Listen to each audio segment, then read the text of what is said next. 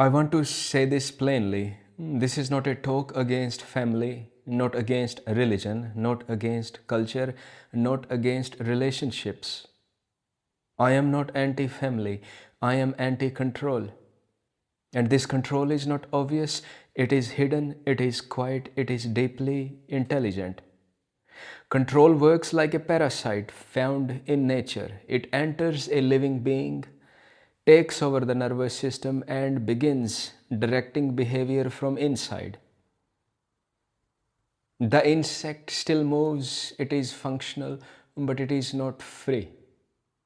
The parasite takes over, and parasite controls everything, and that is the human mind. That same parasite exists as human mind.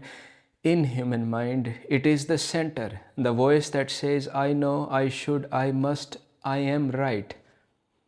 And once that center is operating, life is no longer lived, it is managed. Control does not always look beautiful. Most of time it looks respectable. It hides behind love, behind duty, behind respect, behind we only want what's best for you, and from there suffering is passed on as tradition.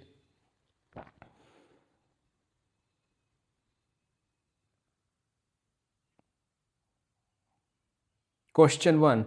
Why does control feel so normal, especially in families?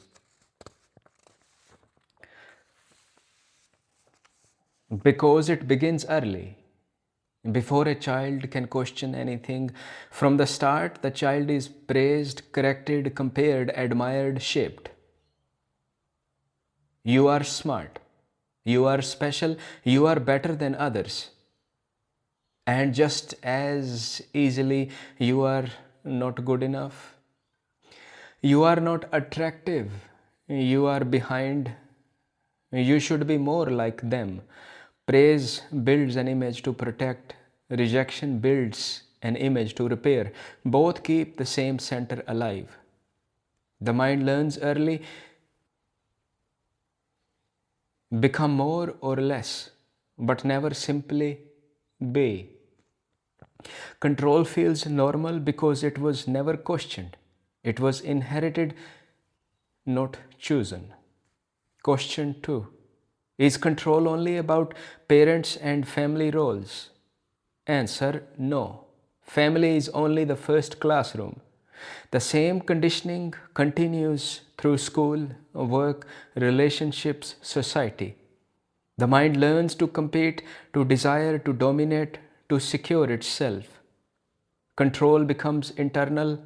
Now the mind controls itself through ambition, fear, comparison, and constant becoming.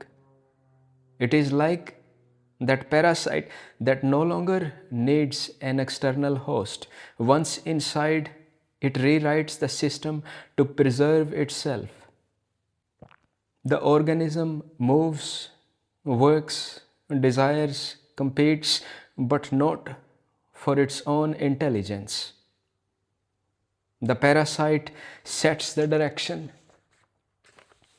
Survival of the center becomes the purpose. Even freedom becomes another goal.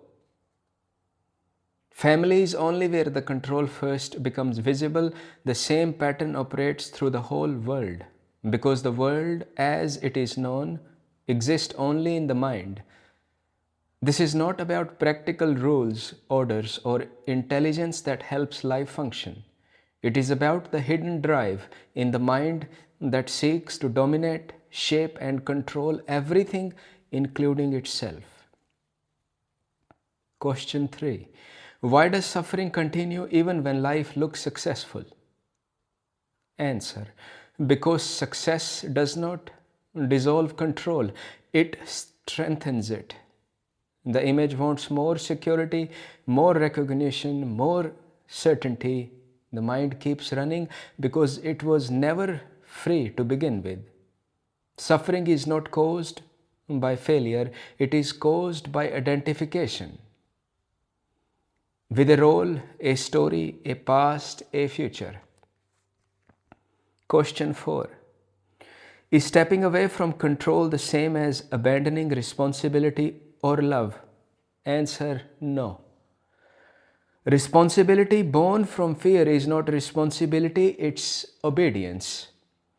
Love born from expectation is not love, it's dependency. When control is seen, what remains is intelligence, care, and clarity. You can still act, speak, support, but without guilt, fear, or obligation. Nothing real is lost, only what was false falls away. Question 5. What happens when control is no longer followed? Answer: life continues, but without resistance. Relationships become lighter or fall away naturally. Desire loses urgency, comparison loses meaning, the mind stops trying to secure itself. And what remains is not isolation, but a sense of belonging that is not personal. Not my family versus others, but life itself whole, undivided. I am not anti-family, I am anti-control. Because control is what turns love into fear, care into obligation, and life into a burden. When control is seen clearly, no rebellion is needed, no escape is required. The mind simply stops participating in what was never true, and that is freedom. Not as an idea, but as a lived fact. Complete freedom.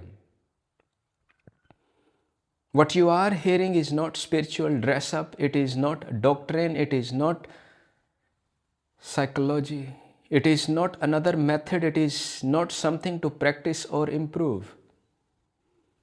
Anything that can be learned is learned. Anything learned belongs to memory, and what belongs to memory is already dead. What is alive cannot be learned. It can only remain when learning ends. So there is nothing here to take away, nothing to apply, nothing to become. Only the quiet recognition that what is not controlling others. It is already in control of itself, but the mind sees it otherwise. Mind thinks it is in control. For how long? 100 years the max. Look back at all those people that try to conquer the world, they are dead. And whoever is standing against the nature, against that which is in control, will be dead soon. 10 years, 50 years, you cannot survive against it. So it's better to surrender. Surrender to that. Nobody has won the war against that which cannot be defined. Many has tried to conquer, failed. Control failed. It is controlling everything. Breath, space, gravity. This sun, if does not shine, the gravity does not hold, the breath does not come, you can't do nothing at all. Even 30 seconds or 1 minute, if the oxygen does not go to the brain, this parasite, this mind cannot function. And it believes it is in control and trying to control the whole world, trying to control each other, and that is the cause of all human suffering.